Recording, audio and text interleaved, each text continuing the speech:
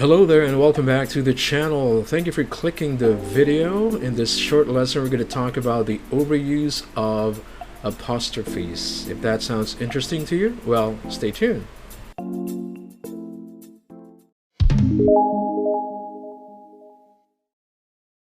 Okay, overuse of apostrophes. Before we talk about how apostrophes are overused, let's first have a quick refresher on how to use them properly. Okay, first of all, we're talking about the apostrophe here as a punctuation mark and not as a diacritical mark. So when we say diacritical mark, it is like a glip that is used above a letter to change its sound value. Okay, but here we're talking about how it is used as a punctuation mark. So an apostrophe is used to indicate the omission of one or more letters from a printed word. So in a contraction, an apostrophe represents missing letters. For example, you have its, so you have the apostrophe there, replacing the letter I for it is. Okay. Also for couldn't, that's replacing the O in not. So couldn't, could not. Now for a particular style of speech, an apostrophe is also used for a missing letter. For example, for something, instead of writing the G, the apostrophe is used to replace that. Okay, now this is for informal writing, of course. Same with going. So you drop the G and replace that with an apostrophe, so you have going. Also he's, by the way, he's can be a contraction for he is or he has, right? But still, you're using the apostrophe there to replace the missing letters. Okay, an apostrophe is also used to form possessives or to show possession. Now for singular nouns, it's quite simple. You just add an apostrophe after the noun and then an S. Okay, for example, for sun, you have the sun's race, a woman's dream, Eric's phone.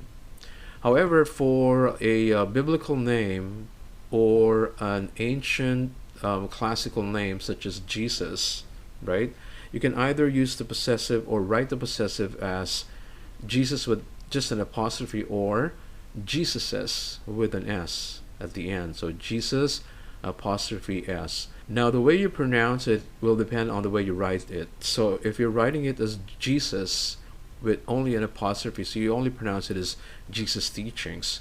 But if you're writing it with an S at the end, you also pronounce that as such. So Jesus' teachings. Okay, same with Moses, another biblical name. So if you're writing it as only with an apostrophe, so you pronounce it as Moses' staff. But if you're writing it with an S at the end, then you would pronounce it as Moses' staff. Alright, now for plural nouns, if the plural noun ends with an S, like regular plural nouns such as dogs, just add an apostrophe and then that's it, okay? Their dogs' colors, the cat's noise. However, if the plural form doesn't end with an S, you just add an apostrophe and S, like children, for example, right? That's the plural form of child, doesn't have an S at the end, so you just add an apostrophe and S, so the children's books. Same with geese, because geese is the plural of goose, but it ends with E, so you add an E. I'm sorry, you add an apostrophe and then an S, but you read it as the geese's flight.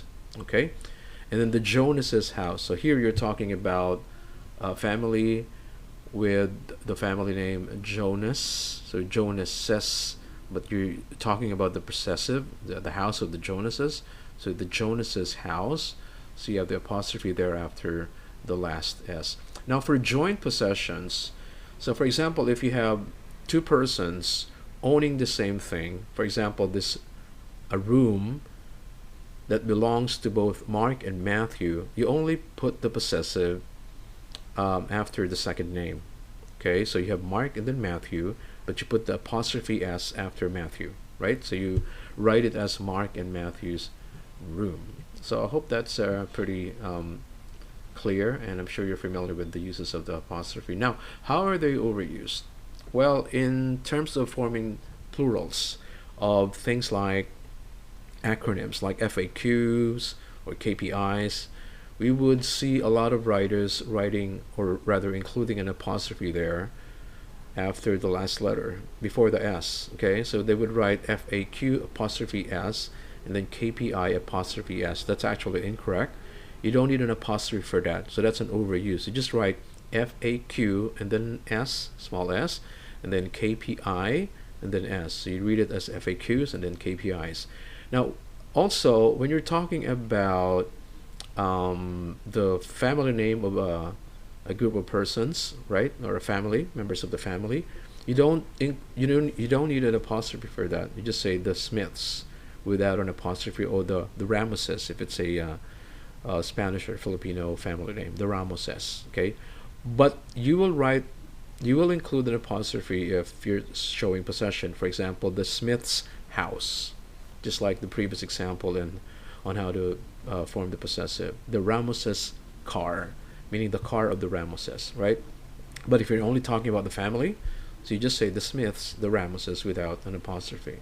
Also for decades, like the 1970s, the 90s, the 80s, you don't need an apostrophe for that as well. Okay, you just write an S after the last number. So the 1970s, 90s, or the 90s. But there's also an exception for that for plural form for lowercase letters. For example, in order to prevent misreading, you add an you add an apostrophe before the S, right? So dot all your I's. It can be misread as dot all your is, right? If you don't write an apostrophe for that.